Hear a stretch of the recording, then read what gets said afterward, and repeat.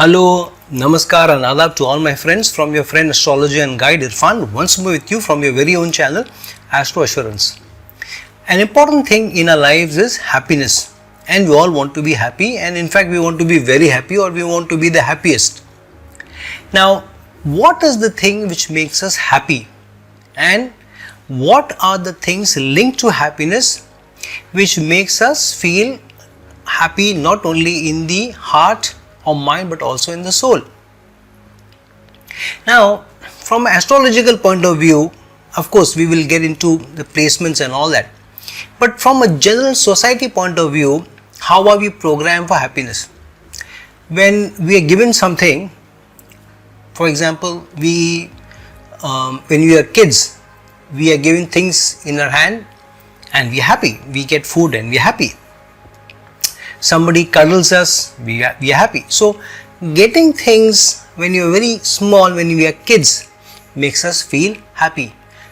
A loved one, a mother or a grandmother or father carries us in their arms, we are happy. If they put us down, sometimes if we are used to being held in somebody's arms, then we are unhappy, we cry and we may throw a tantrum.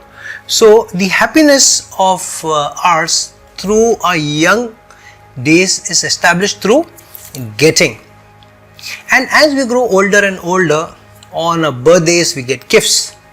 Then parents ask us, you got this gift which you said you wanted a plane, a toy plane, you got a toy plane, are you happy? Okay. And so then we connect, getting a toy plane is equal to happiness. We get a new shirt, we get a new dress, we get roller skates, or we get a video game. Again we are asked, you got this video game which you wanted for your birthday, are you happy? So getting things makes us happy. In school we get good grades. Because of good grades, the teacher says well done and asks, you got great marks, are you happy? We go home and then we ask our parents, I got good grades, are you happy? So all happiness is linked to getting things through our lives, and as we grow older, getting a girlfriend of our choice or a boyfriend of our choice makes us happy. If we have the first sexual act and the girlfriend and the boyfriend are together, the girl may ask the boy, how was it for you? Are you happy with the sexual act, with the intimacy or the pleasure in the act? So in anything and everything we are looking at getting. In our marriage we look at, am I getting enough happiness from my spouse? Am I getting enough support from my spouse? Am I getting enough understanding from my spouse? All of it is getting. So our happiness is directly connected to getting, and because our happiness is connected to getting, the connection that we have to happiness is, if I get, I am happy. If I don't get, I am not happy. If I get a promotion, I will be happy. If I get an increment, I will be happy. I remember a story where a young man goes to a sadhu and he says that, Sadhu Baba, please grant me a boon that I will win $1 million. So he says, why do you want $1 million? He says, because if I have the $1 million, I will buy this Ferrari car. He shows him a picture and says, this is my dream car, I will buy this car, I will be very happy. So he says, what will buying this dream car do for you? He said, this goes very fast, I will go in the car and the air in my hair and the breeze in my face, the adrenaline rush and all, that will make me feel like I have arrived. Okay, so what will making you feel arrive do for you? He says, then I will be able to have the company of good people, and I will make rich friends, I will make friends with beautiful people, I may have a good girlfriend. He says, okay, so getting that will do what for you? He said, getting all that will make me feel happy. So he says, this is a very long route towards happiness. Winning a lottery, buying a car, making friends with good people, and then becoming happy because you have all the goodness in life. He says, the Sadhu Baba says that, I have given up the need for materialistic pursuits. I want peace in life, and I just sit here under the tree and nobody disturbs me. I have complete freedom, I have complete peace. Nobody asks me for anything because I have nothing to give, and I have nobody to answer to. So I have my complete freedom and I have my complete peace because I am not running behind anything. People around me come and give me something, out of their own will. I eat that and I suffice and I am happy. So he says, the Sadhu Baba, the easiest route to happiness is control of your mind and getting a control of your life. Rather than being at the beck and call of others and needs and filling in the coffers of happiness through materialistic pursuits, don't chase materialism, chase peace of mind and chase not wanting things. Being away from materialistic pursuits should be your goal, and the more you are doing that and you are more giving rather than getting, establish happiness. So our upbringing should be, when we get our children to feed a poor and say, you fed that poor man, and when you gave him food, did you see the smile on his face? Child says, yeah, I saw him smiling. So did that make you happy? Seeing him smile, seeing him happy? So you establish the context that making others happy gives you happiness. Seeing others smile should make you smile. Giving to others should get you the peace and the happiness. When you establish that over a period of time, that programming reduces the programming attached to happiness in your lives. And the question that a lot of times is asked even through astrological consultation is, will I get this job? Will I make a property? Will I go abroad?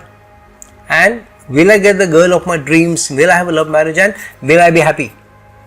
So I can still understand, when will I get a job? Will I go abroad? Can I get married to this person of my dreams? But when somebody asks me the question, will I be happy? And the question that I ask them back is, what makes you happy? And so then they think. So generally, the things they tell me about happiness is all related to what I've just given you example of. It's all related to material pursuits. Buying a house will make them happy, getting the dream car or the dream girl will make them happy, having a certain amount of money in their bank and savings or earning so much money will make them happy, having a certain reputation and credibility in society will make them happy. It's all about getting, all about material pursuits. And sometimes we miss the essence of our life, what a horoscope is throwing at us by telling us what should make you happy. And what should make you happy is given by many signs through astrology, various texts. For example, one shloka tells us, Deha Rupa cha Jnana cha Varna Chaiv Balabalam Sukha Dukha Svabhava cha Lagna Bhavatri Shayet. I translate: physique, appearance, intellect, complexion, vigor, weakness, happiness, grief and innate nature are all to be guessed through the ascending sign. So the Lagna is a very important part of what should make you happy, meaning that the control that you have over yourself, the more control you have over your mind, over yourself, that will establish happiness for you. The other thing is, what your ascendant is will also connect you to what makes you happy through your fourth house. The fourth house is the house of your mental peace and domestic happiness. And so, your mental peace and domestic happiness being your fourth house, what ascendant you are born in and what is the fourth house sign will give you happiness through that connection. If you are an Aries ascendant native, Cancer being your fourth house, giving, caring, supporting others will give you the mental peace and domestic happiness within your family. If you are of Taurus ascendant native, then Leo becomes the fourth sign. Then guiding people, directing people, leading others, leading a life of self-respect and getting respected through your actions, through how you are supporting others, how you are leading others, guiding others will give you happiness, because you are able to help, guide and take people forward and direct them and lead them by acting yourself will give you happiness. So each ascendant of the Lagna will also give you what is the fourth sign that establishes the happiness related to the nature and attitude and aptitude of the sign. Secondly, the fourth house being the house of your mental peace and domestic happiness, the fourth to any house is the happiness of that house. So for example, what is the fourth house, 12th house to? The fourth house is the 12th house to the 5th house, which meaning that the actions and the results of the 5th house can make you happy or lose your happiness, lose your mental peace and domestic happiness. What is the 5th house? One, the 5th house is the house of what you love to do. So losing your love, affections can make you unhappy because the loss of your 5th house is in the 4th house. Second thing is loss of your relation with children or not having children can again make you feel unhappy and you may lose your mental peace. Then speculative actions, you speculate and you invest money in some speculative things such as in shares and stocks, or at random you invest money in some property which doesn't give you good fruits or gives you a good payback or through an increment or a hike in its price, but in fact it runs into problems. Again, it carries chances of you losing your mental peace and domestic happiness.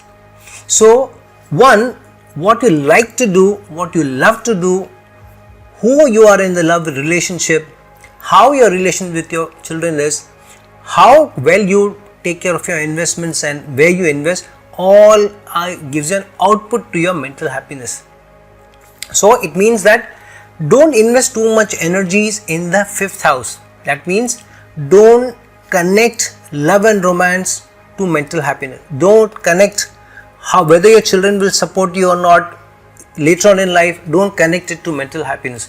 Don't connect your mental happiness to when you invest in some stock, something, and you get good returns. Don't connect it to the 4th house, because if you connect it, then you may have a higher chance of losing your mental peace and domestic happiness.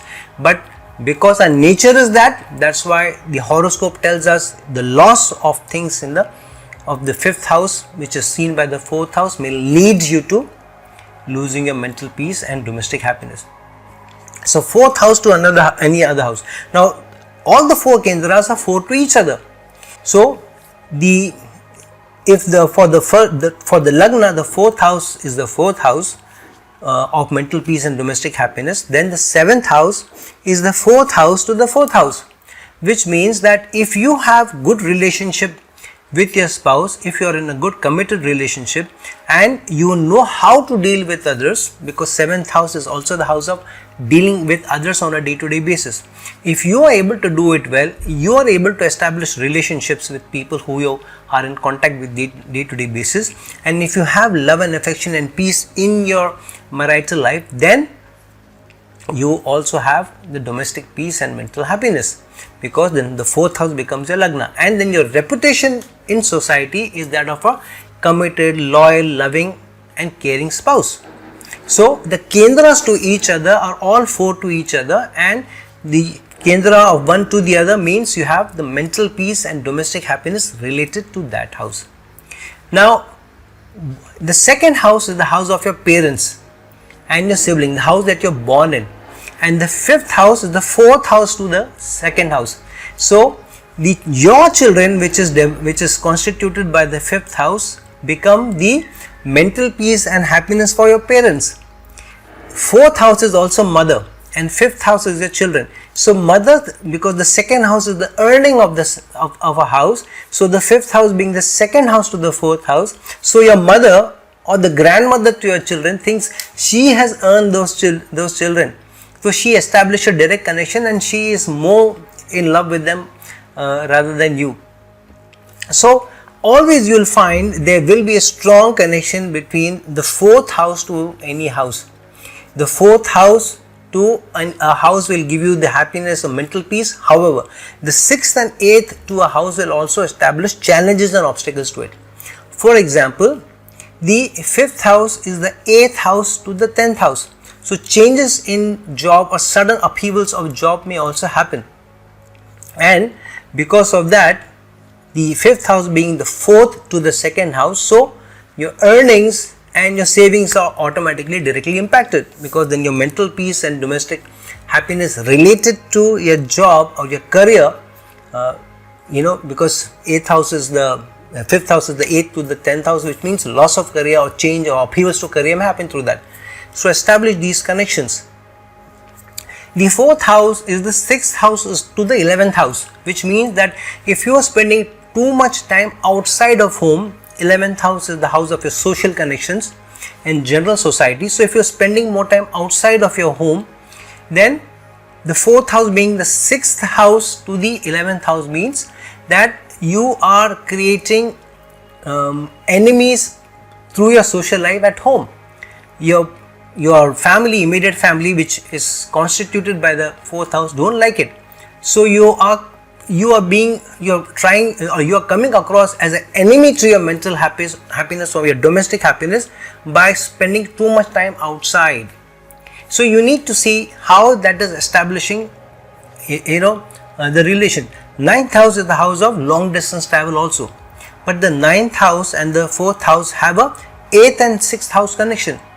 The ninth house being the 6th house to the 4th, and the fourth house being the 8th house to the 9th house. It means that if you are all the time traveling, if you're all the time meeting others, or all the time you're spending too much time in reading up, going to religious places, traveling away from home, then you are creating hurdles to the domestic happiness at home.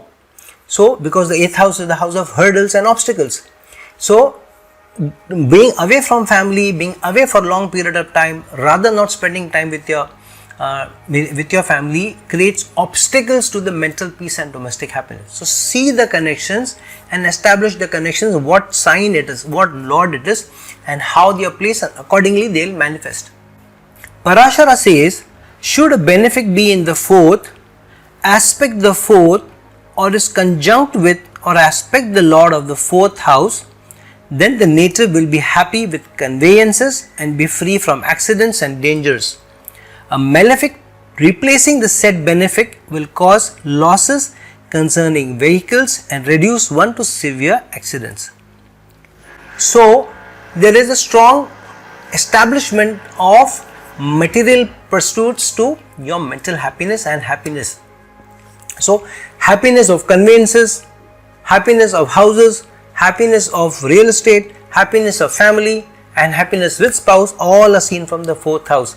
And because we are materialistic by nature, so the shlokas are establishing that condition, saying if you don't get this, you will be unhappy. If you don't get this, if you don't achieve this, this will be unhappy. However, the shlokas also tell us that person who will stay away from material pursuits will give more, will be a service to humanity, will not chase wealth, will not chase intimacy and material pursuits of sexual nature, will have simplistic livelihood and have no means and will have no needs and no wants. That person will be the closest to the supreme energy, the supreme lord, and supreme lord will convey the maximum happiness to that person. So the shlokas say that while you are establishing a materialistic pursuit and to your happiness, the supreme energy says, I am establishing happiness through you giving up, through you serving others, through you wanting to or being happy with the least that you have or nothing that you have, not chasing your needs and wants, not chasing getting, but being attached to giving, and that will make you the most happy. And then happiness related to various areas of life. For example, happiness related to spouse. If the 7th house and the 7th lord is good and well placed, then we think we will be happy in marriage, because they are well placed, which means the higher chance of being happy in marriage come about. No guarantees. It is up to you how you use that opportunity. A shloka says, Jaya dhiye swabhe swechhe stri sukha purna madisheta. I translate, if the seventh lord is in its own sign or in exaltation, one will derive full happiness through his spouse. So, the strength of the seventh house and the seventh lord, good aspects on it, the placement of more benefics in the seventh house or aspecting the seventh house, especially they should not only be the natural benefits but also the functional benefits. Then you have a higher chance of being more happy related to the results of the seventh house and in a married life. And then when you get to work, your karma, on your career or your profession, then a shloka says, if the 10th lord is strong and be in exaltation or in own rasi navamsa, the native will derive extreme paternal happiness, will enjoy fame and will perform good deeds. So, how the 10th house is, what is the nature of the 10th house, what sign is ruling the 10th house, where is its lord placed and where it is establishing a relationship with, that will give you the success related to the placement of the 10th lord or what planets are placed in the 10th house, and that will give you more success, and through that success, happiness, and your reputation will also go up in society. And then related to income and related to saving, that's where the second house comes into play. What is the second house related to and what happiness does it bring? A shloka says, Lagneshe dhange balau labhavana pandita sukhi sushilo dharma vimnamani. I translate, if the lord of the ascendant is in the second, he will be gainful, scholarly, happy, endowed with good qualities, be religious and honorable. So the second house is not only related to only your earnings and your savings, but also related to what values you have, what kind of family you are born into, and what principles and what kind of honorable life you lead through. And that's why it's very important that very strong planetary placement related to certain houses will give you higher chance of getting better results out of that house, which will eventually make you feel more blissful or satisfied with relation to that house. And in today's time, the 11th house is also the very important house. Not only is it the house of societal gains and societal network, also working in large organization and the earning of the 10th house, because it is second house to the 10th house, but it also is the house of meeting desires and achieving what you want in life and achieving your aspirations. So a shloka says about how happiness gets connected to the 11th house. If the 11th lord is in the 11th house, the native will gain in all his undertakings, while his earning and happiness will be on the increase day by day. So a strong 11th house will give you the societal connections, the reputation in society, will have you better networked with others outside, and the stronger the 11th houses, you will be more happy with your societal connections and you will be generally happy, and it is also the house of gains and earnings and meeting of aspirations. So a strong 11th house with good benefits, good yoga also will get you to achieve more in life and get abundance and prosperity, and above all, meeting of the desires of your heart. Then some yogas have been said to bring us happiness in the life. For example, the Gajkesari yoga is being mentioned often, the Lakshmi yoga, the Saraswati yoga gives us happiness in certain areas of life. One yoga, for example, is the Mala yoga. And what does the Mala yoga say? A shloka says about the Mala yoga, one mon in Mala yoga will be ever happy, endowed with conveyances, robes, food and pleasures, be splendorous and endowed.